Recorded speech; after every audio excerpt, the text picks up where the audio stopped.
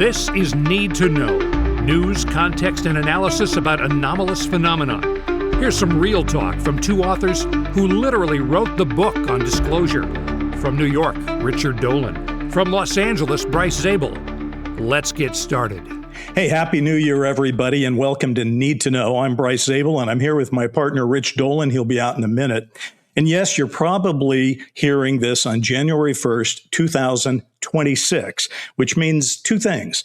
One, you're either the kind of person who starts the year with coffee, resolve, and a serious interest in the UFO mystery, or you fell asleep on the couch at midnight and woke up to us, which honestly, much respect. Either way, today's episode is our sort of turn the page episode, a look back at what just happened in 25 and a look forward at what might be coming at us in 26. In the UAP world, and the disclosure world, and the, wait, did that just really happen world? Because 2025 had a certain vibe.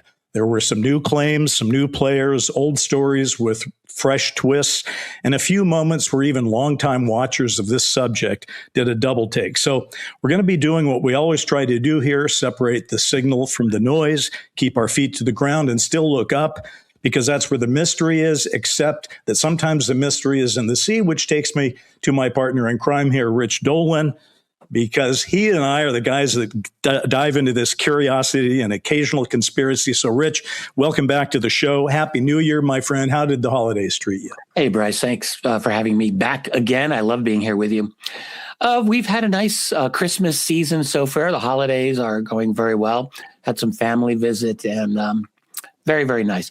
We are in the northeastern U.S., so if you or any listeners during this show hear something slamming on my window, that's just the wind.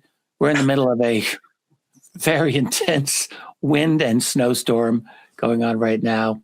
I think we've had power all day, so hopefully that'll continue as well. Well, it's really good to see you in your annual winter bunker, which is nice. And, you know, we haven't actually been spared out here in Los Angeles. We've had a massive... I heard you guys had some kind of biblical flood going on out where you are. I mean, what's the story with that? I mean, when I was a kid, I got to tell you, I never heard about a bomb cyclone or an atmospheric river or anything. And, you know, we had a major amount of water dropped on us last week. And apparently it's just about to start again. So... I guess these are the times we live in. But, you know, from my point of view, I don't know how you feel about snow. Do you like your snow when it comes? I kind of do. I kind of do. Yeah. I'm a northerner. I've been in the Northeast U.S. most of my life, and you get kind of used to it. There's a lot of prettiness about it.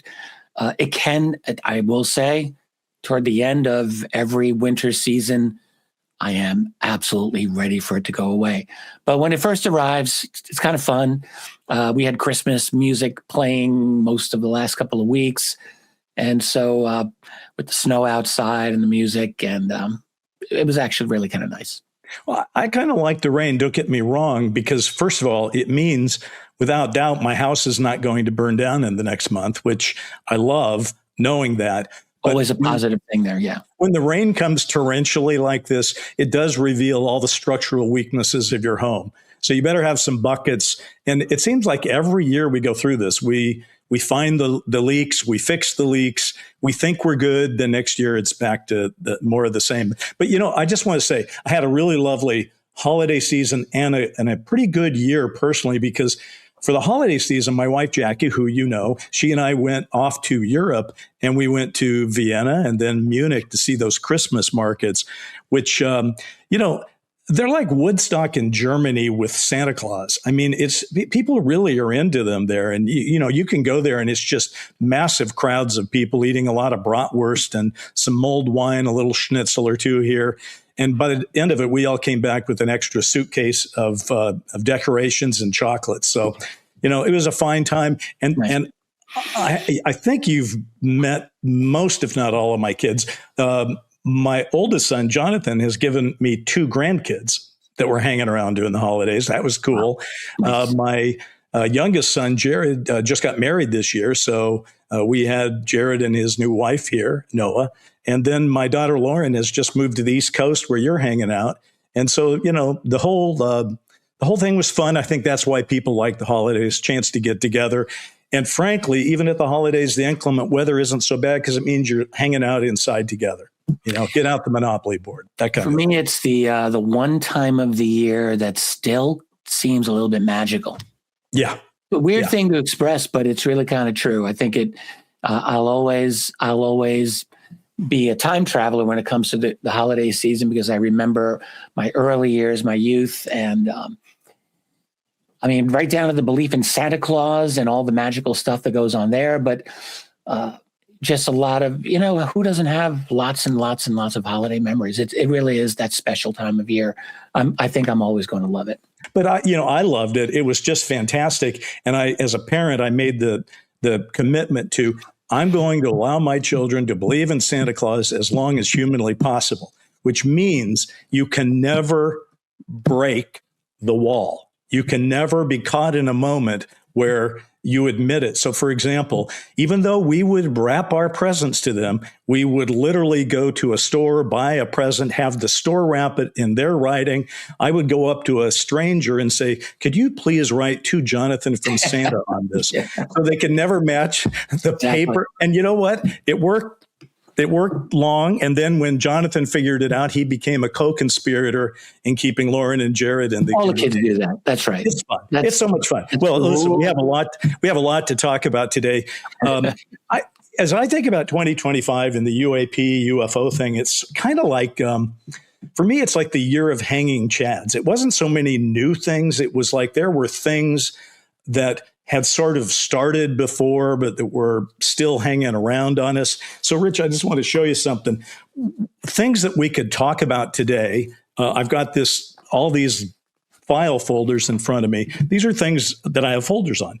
Drones, Via Royale, hearings, 3AI Atlas, what's going on with the Trump people, the age of disclosure, Jake Barber, and you know what? Take your pick. What do you want to do first? Yeah, those are all interesting. How about we start with you mentioned the House Oversight hearing, I think. Sure. So go. That, I think, was a noteworthy moment, not a major revelation or major breakthrough by any means. If anyone doesn't remember, that was in September of this year. It was like restoring public trust through UAP transparency. Something like, and whistleblower. I love how your memory works like that, Rich. Quite honestly, I couldn't have, I have it written down in front of me. I couldn't have pulled that out, but congrats. Well, thank you. We had a number of witnesses there. George Knapp, probably the one that everyone knew beforehand, but there were some other very, very good witnesses as well.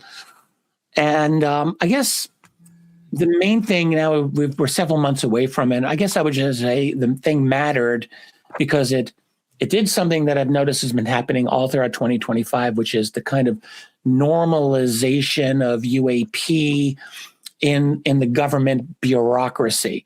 So in this case, this was normalized as kind of an oversight and transparency issue. And it kept whistleblower protection at least on the table. I'm not sure it really did a whole lot in that.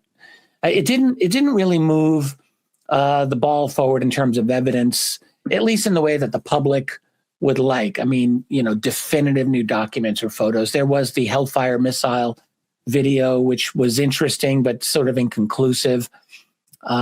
It was serious in the institutional sense, but you could still see that it was constrained by classification and basically of what the witnesses were able to substantiate within an open session. So those are always the limitations that you're going to get. But you really are seeing now this phenomenon. We're really not talking about it in 2025 so much as a mystery anymore. If you really, read like establishment media, listen to members of Congress, no one's doing that. They're really, what the government is now doing is they're trying to digest this phenomenon. They're trying to metabolize it and to absorb it in a way that it doesn't become a disruptor to the system itself. This is what I really think is happening now. So I think the hearings were just another sign of that. Yeah, just to bring everybody up to speed, they had 4 witnesses there. And I hope I get the pronunciations right, but Jeffrey Nuccitelli, is that? How do you say it? Nucitelli, yeah, that's probably sounds right. He's an Air Force veteran, and he described this event that took place at Vandenberg Air Force Base about a glowing, silently hovering red square that was seen by multiple people but never investigated. So it's fascinating and very, very credible, I think. Just one of these things that skeptics, as they will say with everything, they say this with a few of the other stories that we'll probably talk about, which is that nice claim, no evidence to back it up or no proof to back it up. But there were a lot of people, very believable. Those people showed up and they told stories that happened to them. So regardless of whether they brought the receipts, they didn't show up with the hovering craft in the hearing room, but they were pretty credible people and there were multiple witnesses. A guy named Alexandra Wiggins, who's a Navy senior chief petty officer, described a self-luminous tic-tac shaped object emerged from the ocean. This happened just in 23. So not very long ago, and he was never debriefed about it, which is what he said. Then there was Dylan Borland. He's another Air Force veteran. He saw a 100-foot triangle take off from base and subsequently endured sustained reprisals because he did report the incident. So the accumulation of those three people telling their stories, I thought, was something that needed to happen in these hearings. We needed credible people saying that. Yeah. So they were very powerful. I probably should have emphasized that a little bit more because I was very impressed by the hearing when it happened. And I do think that all of those three gentlemen whose testimony you just mentioned, I'm glad you did that too. It's good to be reminded. They were all powerful and all believable. Our friend, go ahead. It's a classic restatement of the UFO phenomenon over all these years, which is that you have millions of people with exceptional stories to tell, and they don't have an alien body to show you. They don't have DNA samples to show. They don't have something that would constitute proof in a laboratory, but there's just so many of them and they're so believable. It's like, what do? Do you choose to ignore the stories? Well, we don't. And I'm glad that people like them had a chance to talk about this to Congress and the world. To all the folks who leave this comment on our YouTube channel, they say, why does Bryce always interrupt Rich? I'm not trying to interrupt anybody. Sometimes when you're doing a podcast, you think the other person has finished what they're saying. And so you start to speak, then because you're separated by time and space, you step on it. So anyway. No, it's tricky. I interrupt you probably more than you interrupt me. I'm the one who feels bad. So let's have one of our people run a stopwatch on it. But the one thing I did want to say, though, is our friend George Knapp, who's got his own podcast, Weaponized, with Jeremy Corbell. He was one of the 4 prime witnesses. And I really love that because, we both know George Knapp, and he's a hardworking investigative journalist who's broken major stories. But seeing him there, I've called him over the years, he's become UAP's Hemingway. He's the guy that has been willing to grab a camera and go out and report things. He talked about being in Russia, which frankly had to be kind of a hair-raising event trying to get stuff out of Russia. It was great to hear George talk because he's just so wise about the overall implications of this, and he has seen it all. And the one thing I will say that I've always loved about George Knapp, and I love the same thing about you, is we know something's going on. We know a lot. You know a lot of stories. But George doesn't suffer nonsense easily. When he sees bullshit, he calls it because he's not there to believe everything everybody ever tells him. Yeah. He's there to report on an emerging story. So I love seeing George there, and I bet you did too. Oh, absolutely. I was really glad. It's like one of the OGs up for Congress and talking to Congress. And I thought that was fantastic. Here's a question for you, though. So I watched this. You watch it. Many of our viewers and listeners watch it. And we go, wow, that's impressive. Those guys told really interesting stories. And Knapp was there. And Congress people were taking it seriously. And, oh, wow.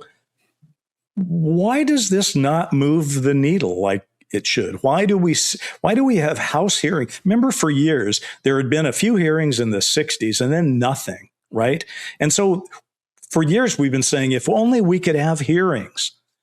Now we have hearings, but they don't move the needle. Why not? Yeah, that's a great question. I suspect it's what I've been kind of hinting at over the last couple of programs I've done with you and also over at my own channel, I tend to think that we're looking at a situation where the system, we can call it this system that we now live within, and that includes the government bureaucracy, it includes all of the powerful institutions, is trying to deal with this highly disruptive UAP phenomenon. And it's difficult. They're not at a point any longer where it can be completely ignored as it was for a very long time. So the phenomenon is kind of broken through one layer of defense, as it were.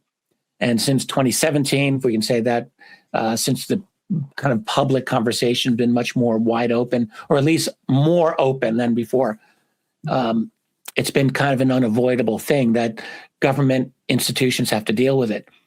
But I think, again, the answer that they're having with this is not to deal with this as a mystery to be solved, which is what most of the public treats it as. They are treating it very, very pragmatically as a problem. How do you say this? As a persistent, real issue that they have to deal with in terms of airspace violations, national security. So we have this weird paradox that the field, let's talk about the UAP or UFO field in general, it's, in one sense, it's more serious than ever in that there's institutional treatment of it that is genuine, is real and persistent. It's no longer the kiss of death for someone in their career for them to talk about this publicly. But at the same time, the field is more confused than ever in a sense, because all of this institutional attention has not produced any kind of conceptual clarity. So we have more hearings, but not any better explanations. We have more reports, but we have less agreement on what actually matters. There's all this official material that's come out, very little context.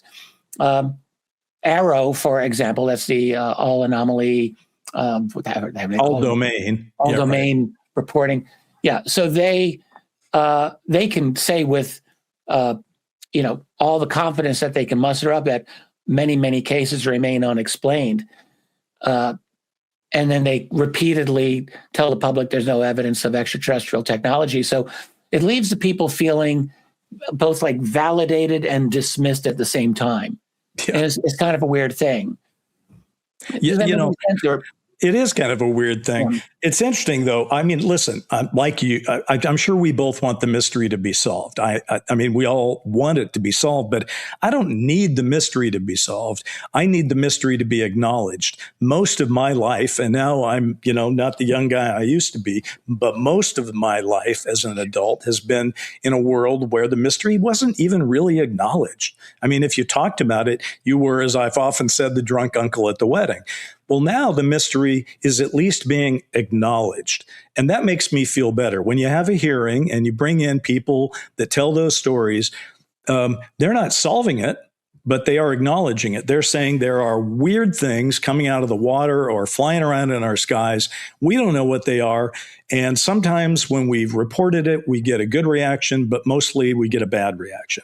So at least we're moving, I guess, in terms of talking about moving the needle, there is that. But on the subject of moving the needle, I'm going to jump into another one of our topics. We did a whole show about this documentary, Age of Disclosure, that came out.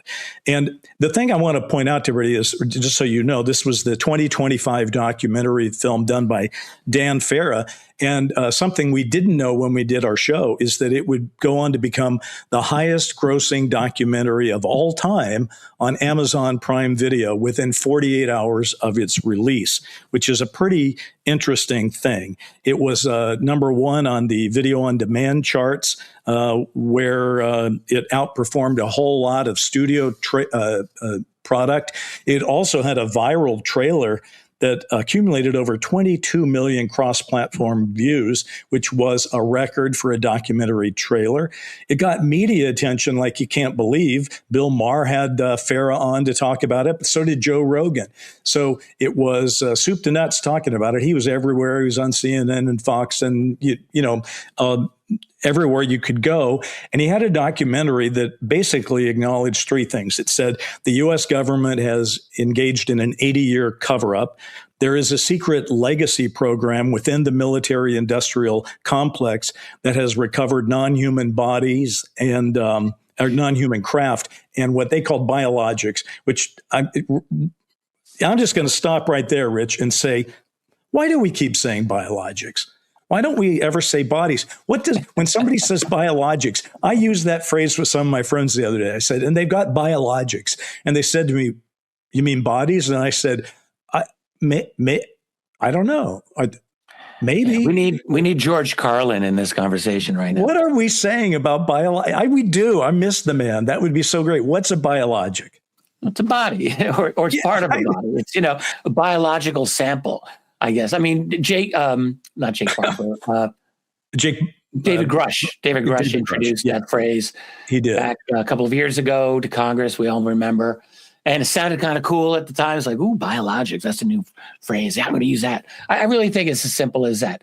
But also, I think it's part of our general cultural movement over many, many decades to just, as George Carlin pointed out decades ago, to just siphon out the visceral directness of the words that we use. Well, it's funny about biologics, though. I take certain meds, and a couple of them are called biologics. So that's what I thought a biologic was. I think they probably come from aliens, and I assume. Well, that may explain some of the changes I'm having here. So that's what I thought. And then he used the term, and then people started using it. And I guess the only thing I ever was unclear of, if it's not a body and it's inside a craft, and you're choosing to use the term biologics, which he did, he could have said bodies. What are the alternatives? He could have said biological materials. It's a little longer, but still pretty clear. And, again, what biological materials are flying craft around and crashing? I don't know. Anyway. Well, what's interesting about that, what might be the most significant thing, someone should ask David Grush this. Did he say biologics because that was his own quirky expression, or is that an expression that is used within the Pentagon bureaucracy? I believe the latter. I believe what you just said is actually the heart of the matter. Right. They don't talk about bodies in the Pentagon, and they don't talk about bodies in the military industrial complex. They talk about biologics. And so, because the one thing you could say about David Grush, and again, I've met him and I've seen him testify and I've thought about him a lot. He is a guy who speaks in a certain style because that's the world he lived in. And so if he's choosing to use the word biologics, he's doing it for a reason. Anyway, just to wrap up Age of Disclosure, the third thing they said is there was a secret war going on among the major nations to reverse engineer some of this technology. And it had a host of characters, many that we've seen before, but 34 total: Rubio, Gillibrand, Fravor, Dietrich, Graves, Elizondo. In fact, as we pointed out in our show, I just rewatched it getting ready for this, and it's like we did point out that there are more shots per square inch of Lou Elizondo walking in a solitary fashion around Washington, D.C. in that thing. It was amazing. But again, I'm just going to put that out there. So this thing is super popular. I mean, when James Fox came out with the program, and before that, the phenomenon, we thought, wow, that's a game changer, but didn't quite have those numbers. Along comes Age of Disclosure. It does have those numbers. These are big numbers. I'm from Hollywood. Man, when you get those kind of numbers, people pay attention. So I'm sure there are a lot of projects that are being started around town because of those numbers. But in terms of the actual changing of the narrative, I'm not seeing it yet. Are you? Nope. Yeah. I wasn't aware that it had done quite as well as you had described. I was actually very happy to hear that. But I think, this film is having a cultural effect, and an important one. And like the hearings, in a sense, it's helping to, let's say, normalize the conversation around UFOs or UAP, and it's certainly continuing to fuel interest by a lot of the public. All of that is good. I also thought the film was very well done. I was very pleased overall with how they handled most of the topics. And this whole idea of like a covert kind of Cold War over the weaponization of the tech. This is something that I had been hearing for many years. I was quite confident that it's true, but it was very interesting to hear a little bit more on that. I thought Hal Puthoff made some very powerful statements in there. I mean, a lot of people were just great there. So all of that was good. But you have, no matter how good a film like that is, and that one's a very good one, you have once again the establishment, that is the system, inoculating itself against further destabilization. And in this sense, you had a lot of skeptical media coming out, and they all said the same thing, which was like, strong claims, sure, but where's the testable evidence? We don't know how to test this to make sure it's true. They say this all the time, and this is the perennial problem that UFOs have traditionally run into. You have powerful testimony from credible people, totally believable individuals, including many family members and many people who are watching this right now. I have no doubt. All of that is true, but this is a difficult phenomenon for us to prove the way we want to, partly, not entirely, but partly because I think we're dealing with an intelligence behind it that is usually several steps ahead of us. And I think they have their own agendas about this, and those agendas do not include open contact and communication with us. So I think that's why. Yeah, I'm sorry. Go on. Oh no, but I mean, clearly, if there are crash retrievals going on and that have been successful, somebody's getting to those things and recovering them. So the NHI, even if they're responsible for those crash retrievals happening, it requires people in authority to get to them first. I keep wondering, and the reason I wonder this is because I have a scripted podcast out about this, which is what happens when the public gets to a crash retrieval before the guys who are supposed to get to the crash retrieval? What will happen then? What kind of standoff will that be? I mean, maybe that's what it's going to take because, again, as you pointed out, when Age of Disclosure comes out, what happens? Everybody goes, well, show us the receipts. You're making all these claims. Well, first of all, these are pretty serious guys. I mean, when Marco Rubio makes claims like this, I mean, he is the Secretary of State and he is the NSA guy right now. So those are pretty serious things for him to say. On the other hand, do you expect Marco Rubio to say, and by the way, I brought along a little piece of the craft with me so you can take a picture of it? That's not how it's going to work. The people that have materials or biologics or whatever we want to call them are not literally letting you walk out of the Pentagon with them. I mean, the greatest thing that has happened in recent time probably is that Lou Elizondo did kind of walk out of the Pentagon with 3 videos back in 2017. I mean, that was the closest we got. Yeah. That was a major score. A lot of people have really kind of forgotten that. But, and honestly, I think the Pentagon never forgave Lou Elizondo for that.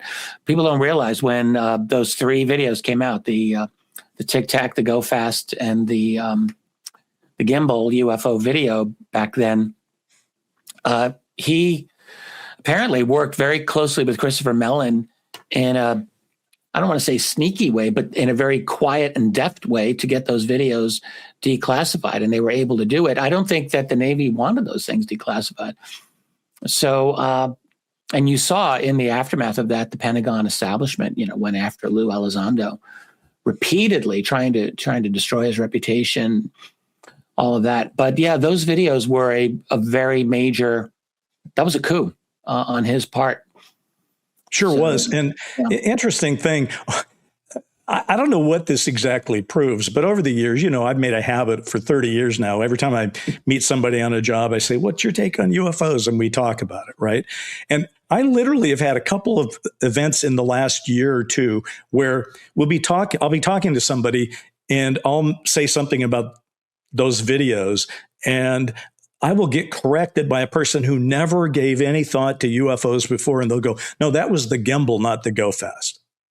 And I'm like, wow, you know the difference. You even know they exist, and you know the difference. Impressive. So there is something going on one level. It hasn't quite tipped over the edge. But as long as we're on this topic of what that would take, let's talk about the Trump administration, because if anybody has the ability to end our misery over this whole topic, it would be them. And the president can do whatever he wants. And he's put a whole bunch of people around him, like Rubio, like Tulsi Gabbard, who's at DNI, like I forget his name, but he's running the CIA right now. What name am I? It'll come back to me. Yeah. But anyway, he's got a whole collection of people, including his own son, who's haranguing him about UFOs. So what is the chance? I mean, what's really going on in the Trump administration on this topic, in your view? I don't know that anything is really happening there. I mean, any president, even a guy like Trump, who is blustery and he talks big and he's always like, I got to be the guy that's making all the decisions. But in reality, like, you can see, even a president who is as big as Trump, you could say, they're very, very tightly constrained by the institution that they're in. And I think there's actually truly a very limited amount of leeway that most of these people have. That includes Donald Trump. In fact, particularly a guy like Trump, who, I mean, this is not controversial to say that his bureaucracy has never really been happy to work with him. In his first presidency, he had many, many problems getting the U.S. government bureaucracy just to do what the basic things that he wanted it to do. They were not willing to cooperate. And it's slightly better this time around, but not a whole lot. So as far as UFOs go, I think what it looks like to me, I don't see any movement coming from the administration on this. I think, at least as far as 2025 went, he had many other bigger fish to fry politically than the UAP issue. It seems to me that, again, his bureaucracy isn't revealing anything on this. It is absorbing, the reporting protocol. We saw the FCC a couple of months ago revise their reporting protocols for UAP. That was interesting, but it wasn't like the FAA saying, hey, everyone, aliens are here. They're not doing that. Not even a little bit. No. So it's all about protocols and, new offices and oversight committees and new bureaucracy. So what we're seeing is the UAP is now functioning as a permanent governance problem, along with airspace and intelligence and cyber and all kinds of safety and all of that stuff, not as a mystery. I think that's what bureaucracies do. They don't. Bureaucracies are not going to confess that there are these anomalies. They're just going to process it. They're going to create all these lanes and forms and offices and all that stuff. That's not disclosure. That's like digestion. That's what the bureaucracies do. Yeah. Right. So I think that's what we're seeing with Trump. I do not expect the Trump White House to make a play on this. Unless there's a crisis. You and I wrote a book about this 15 years ago, and the premise of the disclosure at that time when we wrote this was an event right. that could not be denied. It was too obvious.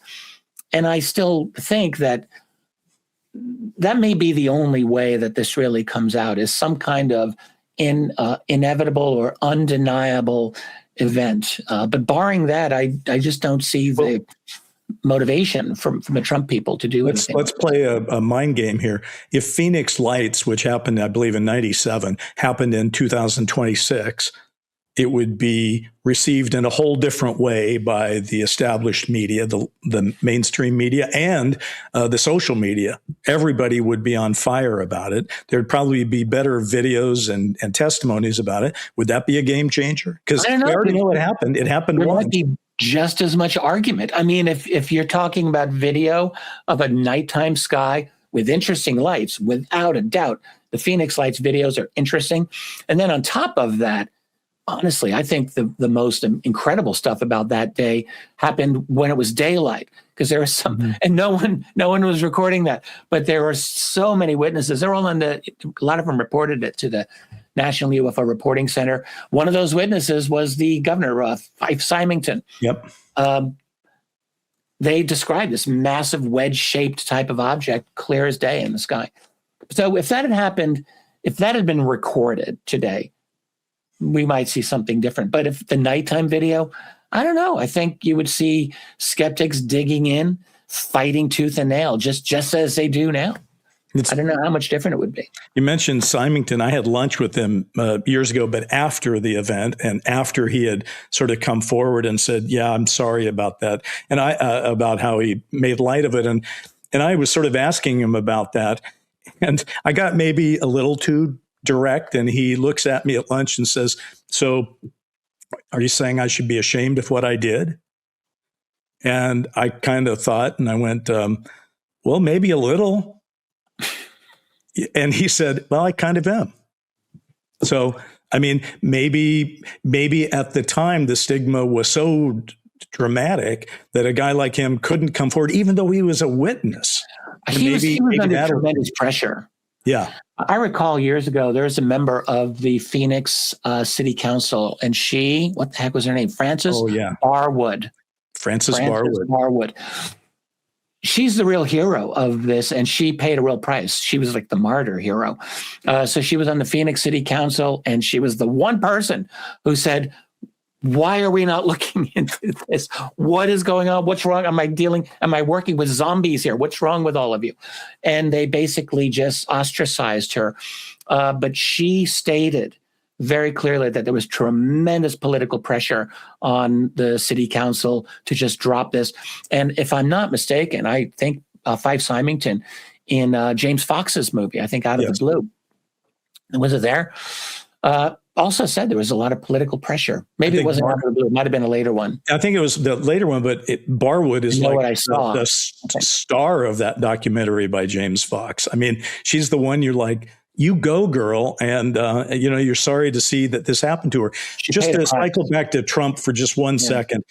When talking about Rubio, he was so astonishing in years past because of his statements about the UAP issue when he was a senator and was the co-chair of the Senate Intelligence Committee. And he would say things like, well, I almost hope they're alien, because if China or Russia has hopscotched us in technology like this, then I'd be very afraid for our country. So he was making incredible comments, and he made more of them in the Age of Disclosure thing. Now, Rich, before we went on the show, we were talking about Rubio, and we brought that up, and you said, but now he's walking back some of those statements. So I checked my best friend, ChatGPT, which is not, I'm kidding. That's a joke for those of you listening. It's not my best friend, but I did check to see what it's telling people about that. And it said, he has not walked back his opinions. No, so I thought he did. I thought he walked it back a little, just like in terms of cautious statement. I'm certain I read somewhere where he said, well, documentary makers are going to do what they do and interpret things in the way that they do. Even what you quoted him just a moment ago, where he said, I wish it were alien. You'd think, he's very clever there. He's not saying it. He believes it's alien. He's not. No, so he is giving himself a lot of cushion there. A lot of protection. So he's not, even in the documentary where he did make some very, I can't recall offhand now, but he made some fairly strong statements, at least giving credence to this phenomenon, which I thought was very important.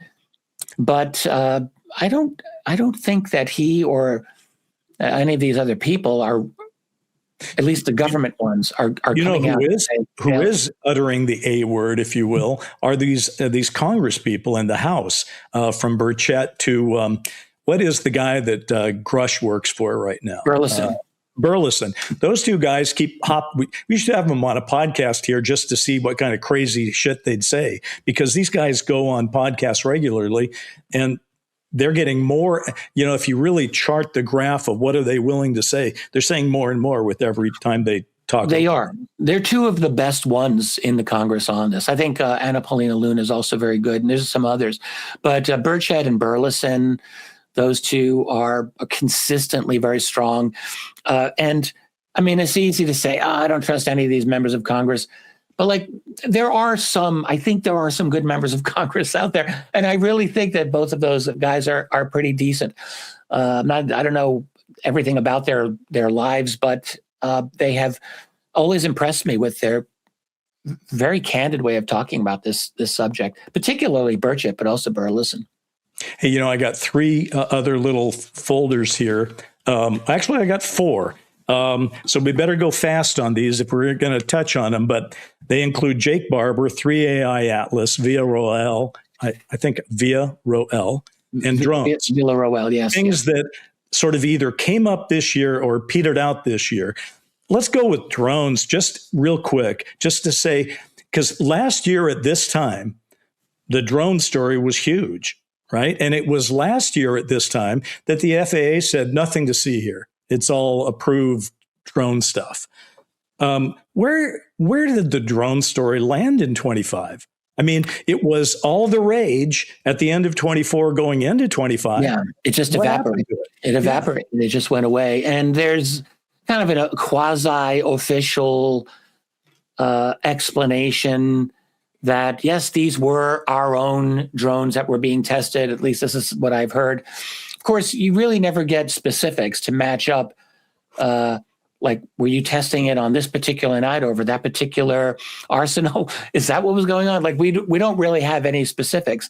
We just have, at least as far as I can see, vague official statements to that effect. Keep in mind, the drone wave didn't only take place over the northeastern United States, over New York and New Jersey. It also happened in Britain. It also happened in Europe over important NATO installations and bases there. So the hard thing with the drone wave, if we can call it that, of last year, is there wasn't a lot of specific dates and locations and times that you as a UFO researcher would like to have. We had a lot of talk, a lot of generalities, and but not a lot of specifics about objects in specific places doing specific things. So, which is really that's the core of any kind of UFO research. You got to be able to do that, and we didn't really get a lot of that with the drones. I remembered really actively trying to understand this at the time, getting specifics of a lot of these drone accounts.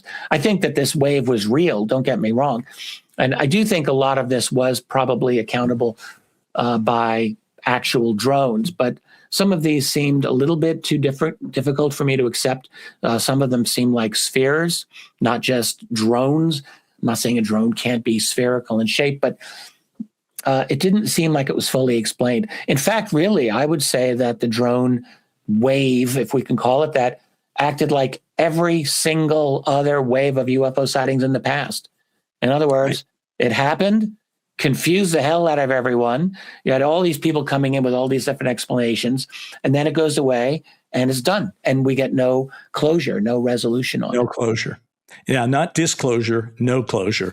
Right. The interesting thing about the drone thing, from my point of view, is that there were two things really going on. There was this sort of New Jersey East Coast drone wave going on. That was its own thing. But then there was also this real unresolved national security problem of unauthorized drone incursions over U.S. military installations.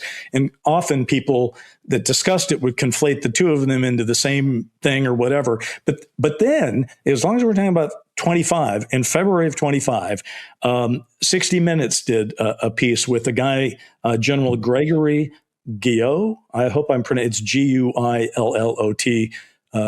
Guillot, I'm going to go with that. But whatever the man said, there were 350 unidentified aerial system detections over 100 U.S. military installations last year. So he's talking about 24 when he said this.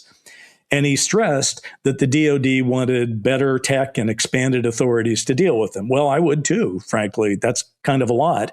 And that piece went on to emphasize that at Langley Air Force Base, they had drones over 17 nights, and that was a real wake-up call for them.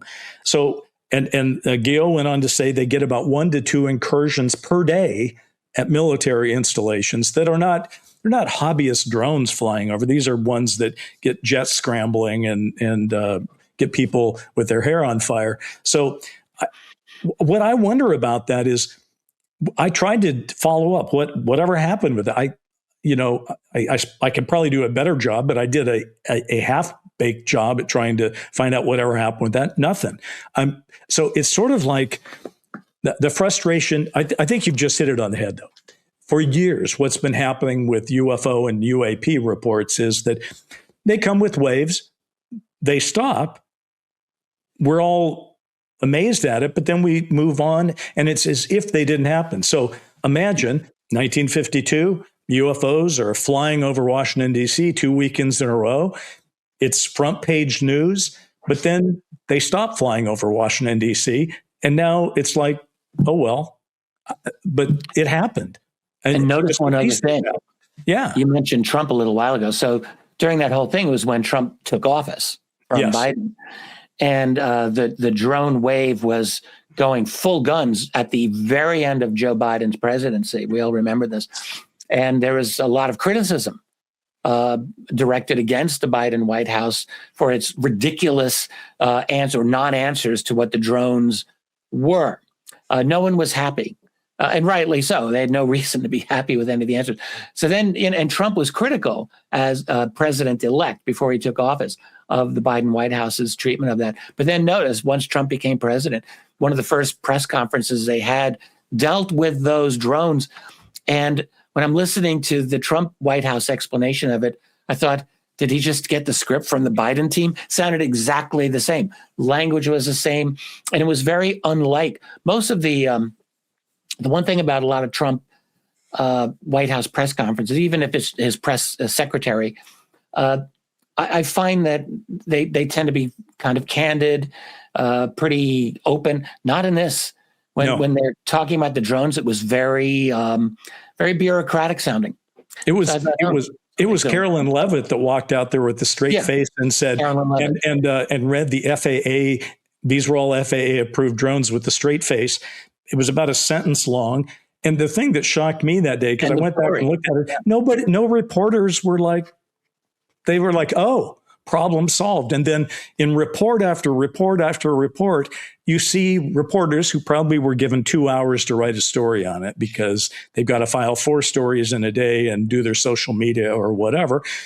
They all just sort of took it like problem solved. The drone mystery isn't a mystery. They were all FAA approved. Why would the FAA approve them? I mean, what were they?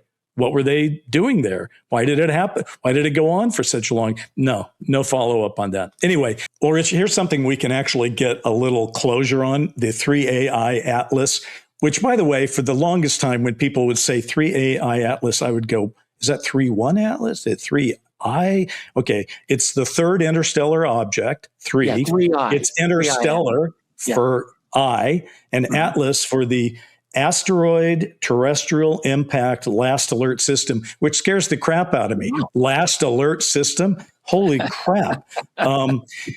Anyway, this thing was spotted in July of 2025, so it's a good 2025 case for us coming into the solar system.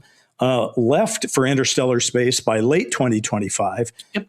It became a UFO story because astronomer Avi Loeb was saying, hey, it might not be an asteroid. Maybe it's a craft. And he and my old co-host Ross Coulthart got in a bit of a tiff over this thing. Oh, yes. It turned into one of those little ugly UFO moments. And yet, at the end of the day, it feels like a complete whiff because it's left the solar system and nothing got resolved because we didn't have anything to go take a look and get a good picture of it. It's on its way out. I think it's still in our solar system, but it's moving away from us. And when it's gone, it will be gone forever. It will never come back to us ever again. It's for the rest of all time. So that's the story with that. Yeah, that was good. You hate to see this type of thing, but Avi Loeb really got pissed at Ross. You can kind of understand both sides of that one. I mean, Ross Coulthart said he had spoken with other professional astronomers who said, look, this is a natural object, almost definitely. And he put that out there in a kind of a definitive way, from how it sounded to me. And I think Avi Loeb took some exception to it. He's like, hey, I'm an astronomer. Why don't you talk to me? You're supposed to be sympathetic to UFOs, but you go with these skeptics rather than me. And he was very unhappy about that.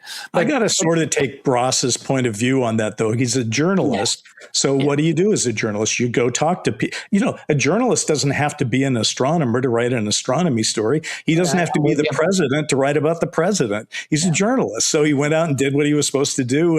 And Avi took exception to it. Now, if indeed Ross didn't call up Avi for an interview, I guess that might be something, but I bet he did. All I can say about the closure that we have on this, you've already given it.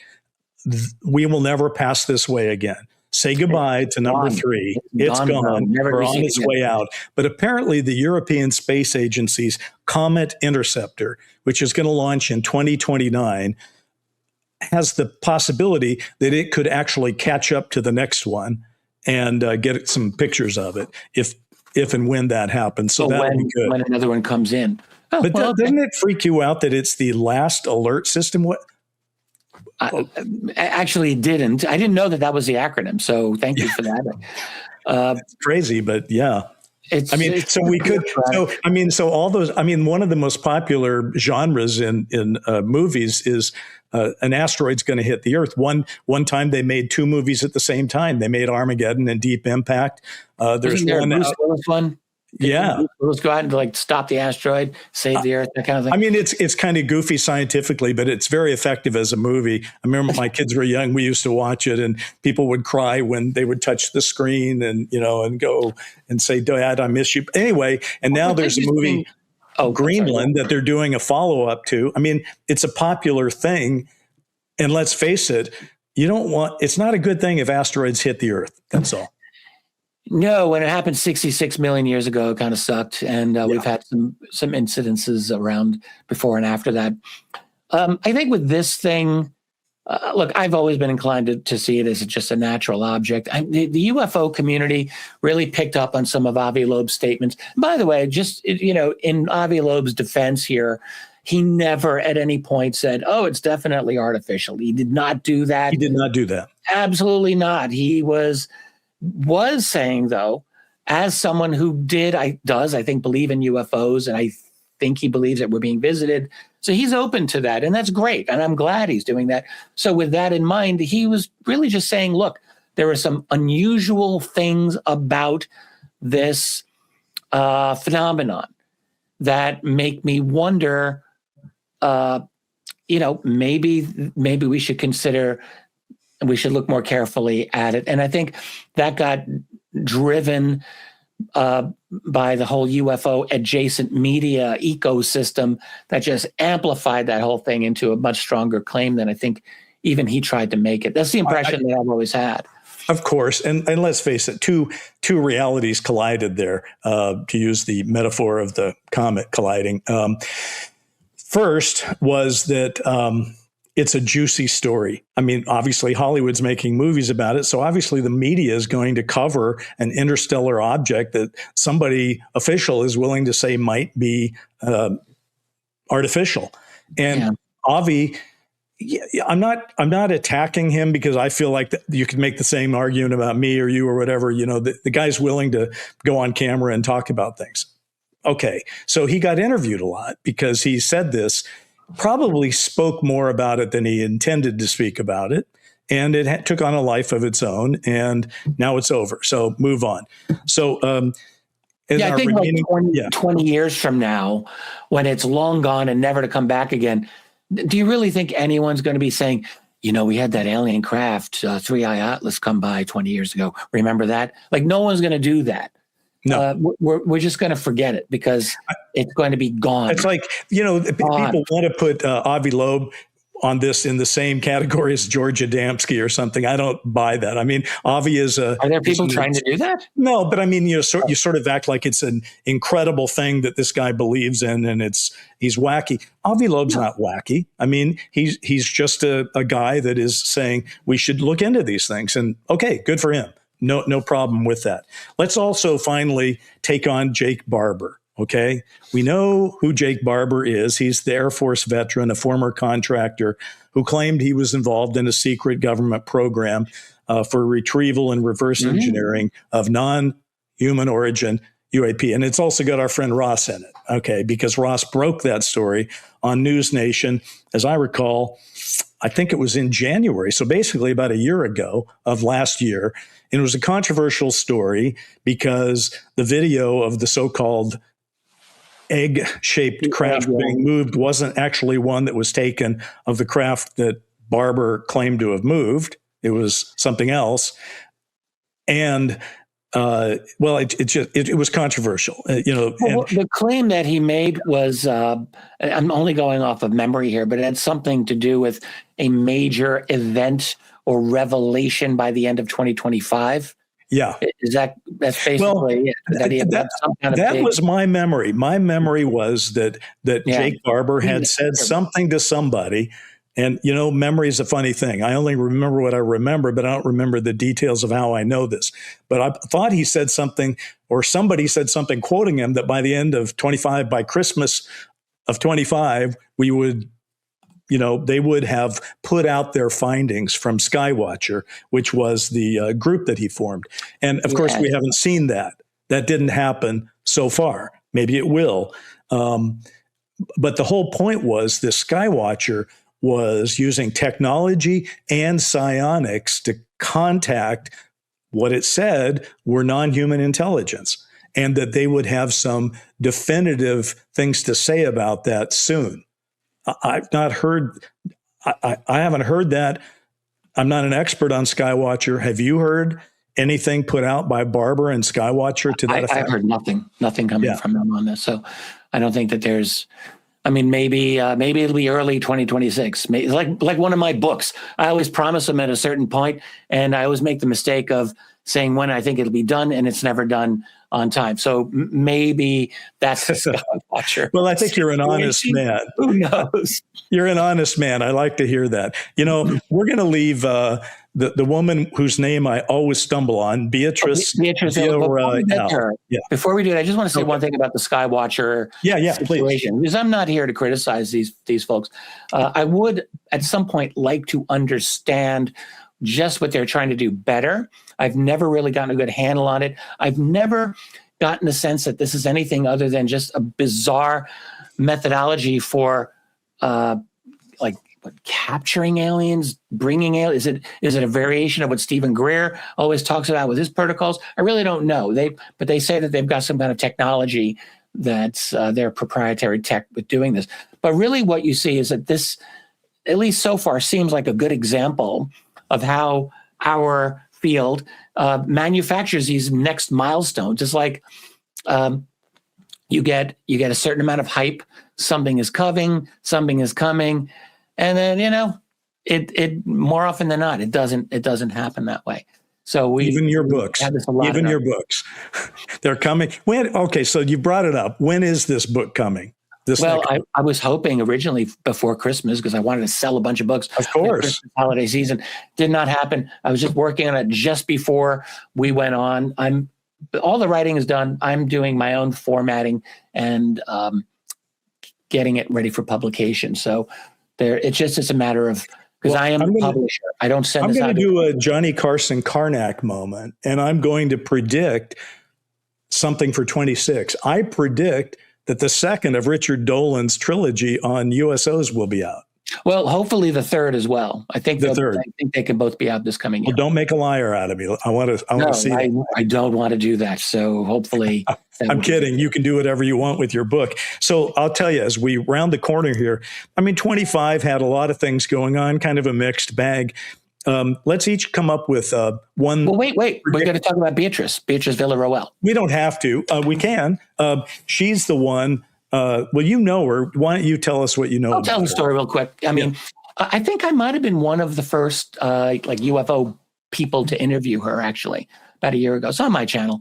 But she's a really interesting person. So she's an astronomer over in Europe, and she began examining old astronomical plates over at the Palomar Observatory, these various survey plates that seemed to show things that they called transients, basically anomalies on the photographic plates taken of the night sky by the astronomical telescopes.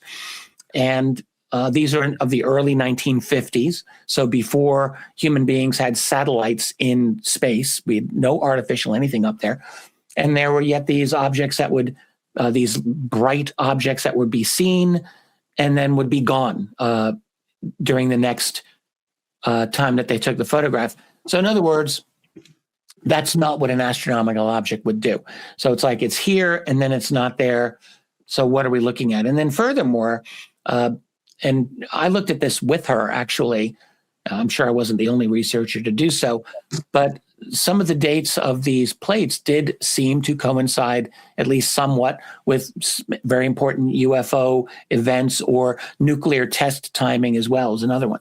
So she put out a paper. It was one of the very few peer-reviewed papers in the UAP field that does get out there.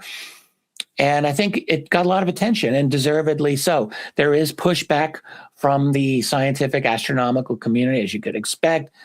Main argument for them is simply that the transients could I don't know if they're saying that it definitely are, but they could be plate artifacts or like emulsion flaws, so that it might be a photographic effect, not an actual thing. Now, the solution to that could be to examine the original plates carefully, and I think that may be possible.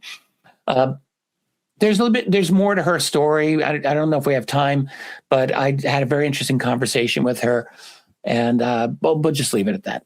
Well, what I love about the story, though, Rich, is that I didn't see it coming. This is not one of those stories where you say somebody might actually be look into the past and come up with some proof of something that says we do have anomalous activity going on. And so I really liked that. I liked the fact that these plates are from another time. They're not messed with today. You can go look at them. So this is the story I'm the least sure-footed on. I liked your analysis there. I'm just glad to see that people are looking for creative ways, because as you and I have said over and over, sitting around waiting for the government to actually disclose or confirm or whatever they're going to do is kind of a fool's errand. Obviously, we're going to have to do it ourselves. And what she has done is at least prove that a little initiative can go a long way, and it's a good thing. A little more to that story, which is actually on my channel if anyone really cares. But we got into some deep shenanigans of Donald Menzel, the Harvard astronomer, who was the arch UFO skeptic of the 1950s and 60s as well. And Menzel plays a role here in this, and in particular over the destruction of many of the Harvard astronomical plates, which were very important. And a lot of that seemed to tie in to some of the research. She didn't discuss any of the Menzel connection in her peer-reviewed paper and in her news interviews, and many that she gave. But that is also part of the story, I would say. Well, I always like to say Menzel begat Sagan, Sagan begat Klass, Klass begat Neil deGrasse Tyson. There's a history of some of these people who, have said one thing and then come around to another. Anyway, so let's talk about 26. Let's each come up with one thing that we think is going to put 26 on the map potentially. I'll let you go first.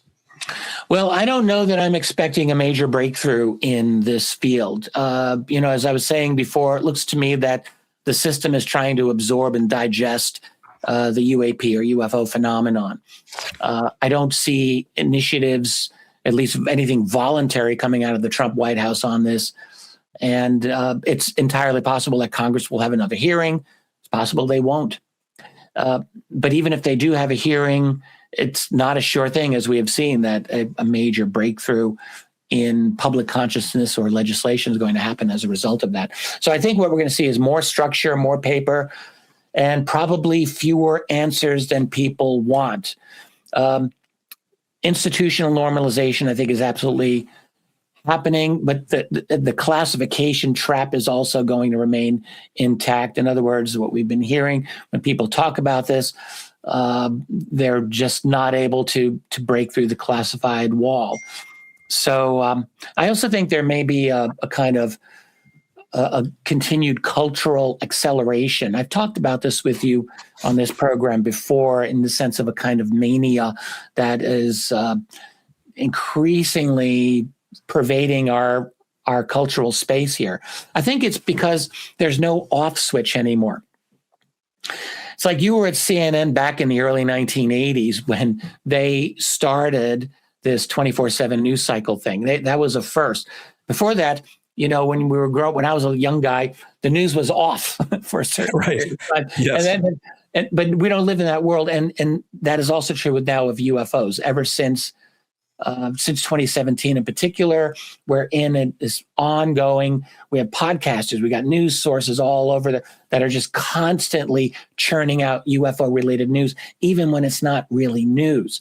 So I think we're going to see the UFO public is going to be kind of split between, there's going to be the people expecting a final unveiling, whatever, a resolution, a conclusion to the story, which instinctively we want, but then also people who are just going to be exhausted by like yet another year of claims and podcasts and counterclaims and all the online tribal warfare.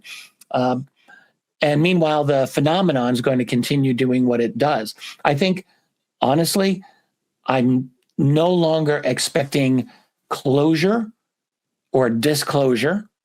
There could be a disclosure in some point in the future, but I don't expect it.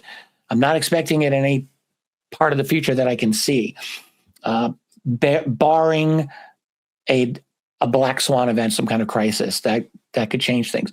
But I'm not seeing it right now. And but the phenomenon is going to continue. So I think, for people who are interested in the UFO as a mystery, you're not going to be disappointed, because this subject will continue to engage that. It's going to continue to be a mystery in the sense that it does not wish to be resolved. It does not wish to be out in the open to us. And I think it will continue not to be.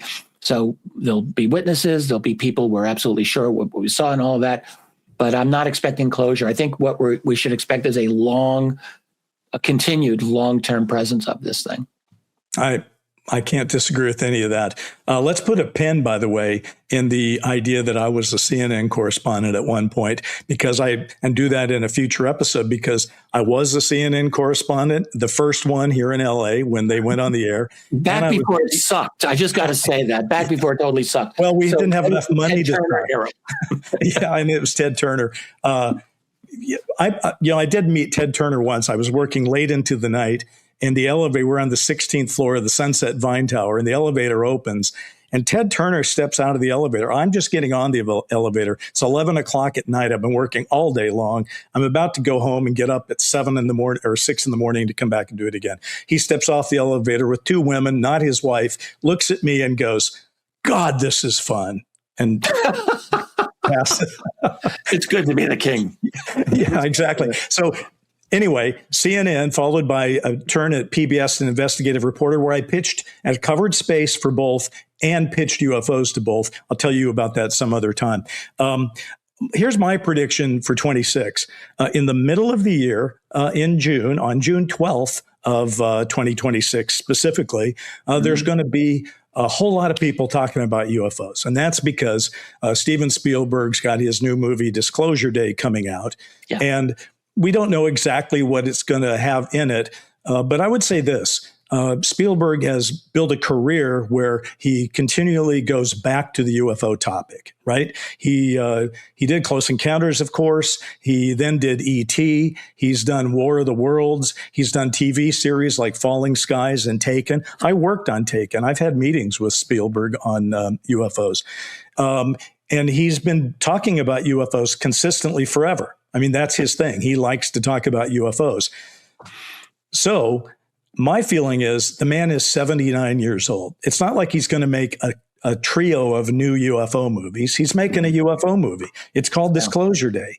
And I look at that film as the possibility that this is Spielberg's closing argument, whatever it is. I mean, I don't know exactly what he's going to say, although you can divine a lot from the trailer they put out. But I would think it's time for him to come forward a little bit and say, this is what I think is going on, folks. And I look forward to that. So, yeah. Have you seen that trailer yourself? I did. Yeah. I thought it was interesting. I don't really know what conclusions I want to draw out of it. Yeah, at one point in the future, I would like to explore something that might be kind of difficult to do, but we're in the middle of a global transformation. I mean, the world is right now, it's resorting itself in every way. I mean, technologically, geopolitically, the U.S. has lost its unipolar empire. It's very important. We're moving into a multipolar kind of a situation here. And I think it's very likely that we're going to see institutions become more secretive oriented, more security oriented, and probably for that reason, even less willing to allow something as destabilizing as UFOs or UAP to come out in a way that they can't control. I think that's my opinion on it right now. So that's just another reason why I'm disinclined to think that we're going to see a major breakthrough. Well, I think we're probably past time, so I have a little announcement to make, if you'll allow me on my soapbox for just a second here before we wrap. I want you, everyone listening and watching, though, need to know, staying right where it is. We're going to do our regular monthly deep dives, Rich and I, and we're going to keep our eyes on the sky like you want, and we're going to keep our feet in the ground, and we're keep our bullshit detectors on full as much as we can. But starting on February 19th, if you haven't already heard, I'm launching a weekly podcast called Sound, Light, and Frequency on iHeart Media. And I'll be hosting it with my longtime creative collaborator and partner, Brent Friedman. And the show is about the convergence of Hollywood, UFOs, and secrecy. And it's inspired, Rich, by something I know that that was part of my history, that when Brent and I were doing Dark Skies back in the late 90s, that was the NBC series, we were approached by a couple of guys that said they were from the Office of Naval Intelligence. They essentially wanted to make us a deal that came down to, if we feed you some real content, maybe you guys can weave it into your show. Now, that's a long and complex story. And iHeart has said, we'll give you 36 hours to tell that story and use it for inspiration. And so we're going to tell that story about that potential, but we're also going to talk about every movie that's been made about UFOs or aliens or television series is fair game for us. We're doing a lot of research right now where we're going to use each one as a portal to look into, well, did anybody in government have anything to do with this? Did they approach anybody? What kind of ufological ideas are floated in this thing? Did they get the ideas from real ufology, or sometimes did something that was on TV put ideas into ufology? Like Dark Skies posited that JFK was killed because he was going to tell the truth about UFOs in his second term. Something Brent and I just made up out of whole cloth back then in the pre-internet days. And now you can read a lot about that. So I just want everyone to know we're going to be doing that. I'm very excited. February 19th, put it on your calendars. And with that, I will end my relentless promo there. Rich, as we end, why don't you tell everybody what we got cooking for our next episode of Need to Know, which will be in February. Yeah, we talked about it's too bad people couldn't listen to our phone conversation before this, where we really... They think we're too profane, I'm pretty sure, but yeah. Well, anyway, we did talk about this, and I think it would be a very good theme to get into the history or a concept of crash retrievals, retrieved UFO, UAP tech, but maybe going a step further and just trying to explore who's got this stuff. Are there private corporations we should be looking at? We've all talked about Lockheed. I don't think there's any doubt that Lockheed is a player in this, but I think there's some others too. We hear a lot about the Battelle Memorial Institute, and we hear about Raytheon, and I think there's many, many others. And I think it would be an interesting deep dive to the extent that we can do it. So maybe that might be a good theme. I love this topic, though, because, I mean, if anything, I remember in my early days, and you're a historian as I like to think of myself as well, in the early days, it was one thing to just think there were things in the sky that weren't ours, but the idea that there would be people in them, or that they might abduct humans, or that they might crash and people might retrieve crashes, that was seriously fringe material. But if you look back now into the history, a lot of that fringe material from people like Leonard Stringfield and people like that we know about, there are a lot of really interesting cases. And so I'm interested in seeing that, but also, if those cases exist in history, what are we doing about it now? There's the so-called Majestic 12 recovery manual that I know you've had guests on talking about.